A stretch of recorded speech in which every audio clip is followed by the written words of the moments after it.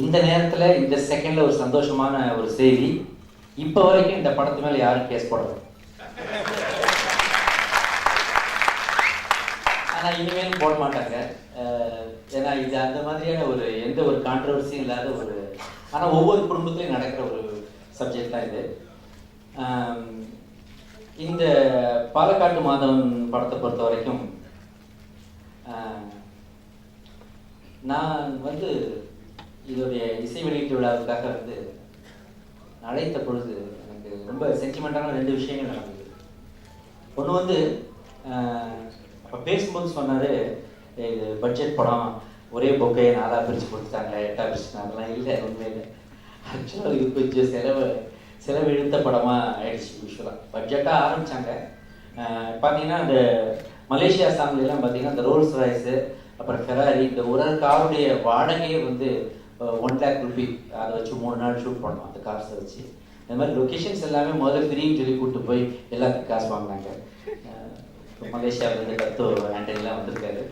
So அந்த அளவில் கொஞ்சம் எக்ஸ்பென்சிவாக தான் ஆச்சு. இருந்தாலும் ப்ரொடியூசர்ஸ் என் கூட இருந்தாங்க. இந்த படத்தை முதல்ல ஆரம்பித்தது வந்து டிசிஎம் மேக்னாஸ், இந்த எல்லோ டிஷர்ட்டில் எங்கே இருக்கார் பாருங்க, அவர் தான் இந்த படத்துடைய ஒரிஜினல் ப்ரொடியூசர். இப்போ படம் முடிகிற வரைக்கும் முடிஞ்சும் இன்னும் எங்கே இருக்காருன்னா உண்மையில் இப்போ நல்ல நான் தான் கொஞ்சம் இப்படி ஆகிட்டேன். இவ்வளோ தப்பாக எனக்கு இது காஷ்மாரா அப்படின்ற ஒரு படத்தில் கார்த்தியோட அப்பாவை நடிக்கணும்னு சொன்னாங்க. என்னென்னமோ போட்டு பார்த்தாங்க. எனக்கு அந்த இது ஒரு ஓல்டு லுக் வர மாட்டேன்னு அடம் பிடிச்சிருச்சு. ஸோ அதனால் அப்படியே விடுங்க, கொஞ்ச நாளைக்கு கலர் போடாமல் விட்டேன், அப்பா வாயிடுங்க அப்படின்னு சொல்லி விட்டேன். அதுதான் இப்போ இப்படிங்க, வேறு ஒன்றும் இல்லை. அதே மாதிரி இந்த படம் அதுக்கப்புறம் முதல்ல டிசிஎம் மேக்னஸ் தான் பண்ணாங்க. அதுக்கப்புறம் ஒரு லெவலுக்கு மேலே தான் ட்ரிபிள்எஸ் என்டர்டைன்மெண்ட் என்னுடைய நண்பர் லாரன்ஸ் இதை எடுத்து ஃபுல்லாக டோட்டலாக இப்போ அவர் தான் பண்ணி முடித்தார். So it is going to come to the இப்போ பப்ளிக்கு வரப்போகுது. இதுக்கு வந்து இந்த இசை வெளியீட்டு விழாவுக்கு என்ன பண்ணலாங்கும் போது நான் சொன்னேன், எனக்கு ஒரு பாட்டு, அந்த பாட்டு நான் எழுதுனதை நீங்கள் சொல்லும்போது நிறைய சொல்லிட்டீங்க. தமிழ் கூறும் நல்லுலகம் வந்து என்னை மன்னிக்காது, உங்களையும் மன்னிக்காது. ஏன்னா இது இந்த மாதிரி எழுதுறதுக்கு யாருமே இல்லைன்னா அதெல்லாம் ஒன்றும் கிடையாது. ஒரு பரம்பரை ஆண்டி பஞ்சத்துக்கு ஆண்டின்னு சொல்லுவாங்க. பரம்பரை ஆண்டினா ரெகுலராக கரெக்டாக அந்த ஆண்டி தொழிலை பண்ணுவார். பஞ்சத்துக்கு ஆண்டின்றவர் அந்த நேரம் பண்ணுவார், அவ்வளோதான். இந்த பாட்டெல்லாம் ரெடி பண்ணி மலேசியாவுக்கு போயாகணுன்ற ஒரு கட்டம் வரும்போது இந்த பாட்டுக்கு லிரிக்ஸ் எழுதி அதை லிரிக்ஸ் எழுதி ரெக்கார்ட் பண்ணணும்னு வரும்போது ஒரு சின்ன நெருக்கடி இருந்தது. அதனால கொஞ்சம் குறைந்த அவகாசத்தில் இந்த பாட்டை எழுதி முடிக்கணுன்றதுனால நான் எழுதி கொடுத்தேன், வேற ஒன்றும் இல்லை. ஆனால் இது நீங்களே தான் ரசிக்கிற அளவில் மிக சிறப்பான இசையை அமைத்து கொடுத்தார் ஸ்ரீகாந்த் தேவா. அவருக்கு பெரிய கைத்தட்டல் கொடுக்கணும்.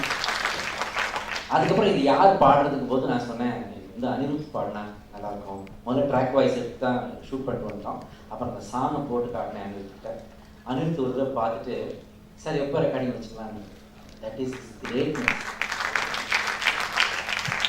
அப்புறம் சொன்னாங்க, இந்த காலத்து பசங்க வந்து வெட்டரன்ஸை இல்லாட்டி சீனியர்ஸை வந்து மதிக்கிறது இல்லை அப்படின்லாம் பொதுவாக ஒரு குற்றச்சாட்டு உண்டு. ஆனால் நான் ஒன்று சொல்கிறேன், இப்போ பத்திரிகைகளின் பதிவுக்காக, ஊடகங்களின் பதிவுக்காக ஒரு விஷயத்த சொல்கிறேன். அவருக்கு நான் போய் பேசிட்டு அவர் நான் பாடுறேன்னு ஒத்துக்கிட்டு நான் கிளம்பி வந்துட்டேன் ஸ்டூடியோவில் இருந்து. அப்போ பின்னாடியே சாரம் ஒரு குரல் கேட்டுச்சு. பார்த்தா அனிருத்து தான் கையில் ஒரு செருப்படுத்திட்டு என்னை பார்த்து ஒரு, என்னடா இது முதல்ல இப்படி சொல்லிட்டு அப்புறம் இப்படி பண்ணுறாருன்னு நினைச்சேன். கடைசியில் பார்த்தா நான் மறந்து போன என் செருப்பை அவர் காலையில் எடுத்துக்கொண்டு ஓடுவேன், அவர் கையில் எடுத்துக்கொண்டு ஓடுகிறார். அந்த ஒரு பணிவு, அந்த ஆட்டிடியூடை வந்து nothing can give that. Only அவருடைய வளர்ப்பும் அவர் இருக்கின்ற சூழ்நிலையும் அவருக்கு ஒரு நல்ல ஒரு குணத்தை அவருக்கு கொடுத்தது. இப்படிப்பட்டவங்க எவ்வளவு உயர்ந்தாலும் தன்னுடைய நிலைமையிலிருந்து சறுக்க மாட்டார்கள், தன்னுடைய குணநலனை பாதுகாத்துக் கொள்வார்கள் அப்படின்னா. ஏன்னா பெருக்கத்தில் வேண்டுமாம் அடக்கம்னார், வெள்ளத்தனைய மலநீட்டம் மாந்தருக்கு உள்ளத்தனைய உயர்வுனார் வள்ளுவர். ஸோ அவருடைய உள்ளத்துக்கு ஏற்ற போது அவருக்கு உயர்வும் இன்னும் வந்து கொண்டே இருக்கும் அப்படின்றது இந்த இடத்துல நான் சொல்ல விரும்புகிறேன். அப்புறம் சிவகார்த்திகேயன், சரி ஒருத்தர் ரிலீஸ் பண்ணுவார், ஒருத்தர் வாங்குவார். அப்போ வாங்குறதுக்கு அனிருத் இருக்காரு, யார் ரிலீஸ் பண்ணுறது ஆடியோவை போது நான் சொன்னேன், இன்னைக்கு வந்து ஒரு காமெடியனாக டிவியில் ஸ்டார்ட் பண்ணி ஒரு காம்பியராக ஸ்டார்ட் பண்ணி அதுக்கப்புறம் இன்னைக்கு வந்து ஒரு பெரிய ஹீரோக்களின் தர வரிசையிலே வந்து அமரக்கூடிய அளவுக்கு உயர்ந்திருக்கிற சிவகார்த்திகேயனை நாம் ஏன் கூப்பிடக்கூடாது? பட் ஆனால் அவர் இப்போ பிஸியாக இருக்காரு. இப்போ வந்து அவர் நம்ம எழுத்துக்கெல்லாம் வருவார தெரியாது அப்படின்னு சொல்லும்போது நான் என்ன பண்ண தெரியுமா, எனக்கு ரொம்ப தயக்கமாக இருந்தது, எப்படி கூப்பிடுறது சிவகார்த்திகேயன். அவர் சொல்கிறாரு, நான் வந்து ஸ்கூல் படிக்கும் போது இருந்து உங்கள் ஃபேன்ஸ் ஆருலாம் என்கிட்ட பேசியிருக்காரு ஒரு தடவை. பட் இதில் நான் எப்படி அணுகிறது, எப்படி கேட்குறதுன்னு எனக்கு தெரியல. அப்போ நான் என்ன பண்ணேன், செல்ஃபோனில் ஒரு டெக்ஸ்ட் தான் வச்சேன். சிவா, இந்த மாதிரி என்னோட பாலக்காட்டு மாதவன் இசை வெளியீட்டு விழா இருக்குது, ட்ரெய்லர் வெளியீட்டு விழா இருக்குது, அதுக்கு நீங்கள் வர முடியுமா, வந்து நீங்கள் வந்து அதை விளையாட முடியுமான்னு கேட்டேன். அவர் உடனே லைனில் வந்தார். வந்து அவர் பேசி, என்ன சார் இப்படி சொல்லிட்டீங்க, நான் வந்து உங்கள் ஃபேன் சார், நான் வந்து உங்களுக்கு பண்ணி கொடுக்குறேன்னு சொன்னார். Is great. பொதுவாக அவர் ஃபோன் பண்ணால் எடுக்க மாட்டேங்காரு அப்படின்ற குற்றச்சாட்டை உடைத்து விட்டார் சிவகார்த்திகேயன். ஸோ அந்த அளவில் வந்து ரொம்ப சந்தோஷமாக இருந்தது. அதே மாதிரி சொன்ன டைமுக்கு அவங்க ஷூட்டிங்கை விட்டு வந்து எனக்காக இந்த ப்ரோக்ராம் பண்ணி கொடுத்துருக்காங்க. அதுவும் அனிருத் வந்து பார்த்தா அவர்லாம் வந்து நடுவிசி நாயகன் அப்படின்ற ஒரு பட்டத்தை அணிவித்து கொடுக்கலாம். ஏன்னா இவங்க வந்து அந்த பசங்கள்லாம் இந்த ராத்திரி தூங்கவே மாட்டேங்கிறாங்க. காலையில் 6 மணிக்கு தான் தூங்குறாங்க, அப்புறம் 4 மணிக்கு சாயந்தரம் 4 மணிலேருந்து ஒர்க் பண்ணுறாங்க. இவங்களுடைய டைமிங்ஸ் அட்ஜஸ்ட் பண்ணி நம்ம வாழ்றது ரொம்ப கஷ்டமாக இருக்குது. அவங்கள போய் கண்டுபிடிச்சி தேடி இன்விடேஷன் கொடுக்குறதோ வைக்கிறதோ ரொம்ப கஷ்டமாக இருக்குது.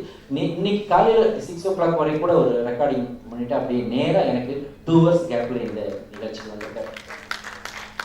அதெல்லாம் வந்து இன்னும் பலத்த கைத்தட்டிலே கொடுக்கலாம். That is greatness. சிரிப்புக்கு ஃபேக்ட்ரிஸ் வாங்கலாம், சிரிக்க வைக்கிறது தான் எங்களுக்கு தொழில், வேறு எதுவுமே கிடையாது. ஆனால் சோனியா அகர்வால் வந்து இந்த கதையை கேட்டுட்டு அவங்க வந்து ரொம்ப தாராள மனசோட இந்த படத்தில் நடித்து கொடுத்துருக்காங்க. பத்திரிகைகளுக்கு ஒரு சின்ன ஸ்கூப் கொடுக்குறேன். இதில் வந்து அவங்க இடுப்பை நான் கிள்ளுற மாதிரி சில சீன்ஸ்லாம் படத்தில் வருது. நான் ரொம்ப தயங்கினேன். அப்போ அவங்க சொன்னாங்க, நடிப்பு தானே, கவலைப்படாதீங்க, இது இந்த ஏரியா உங்கள் ஏரியான்னு சொல்லி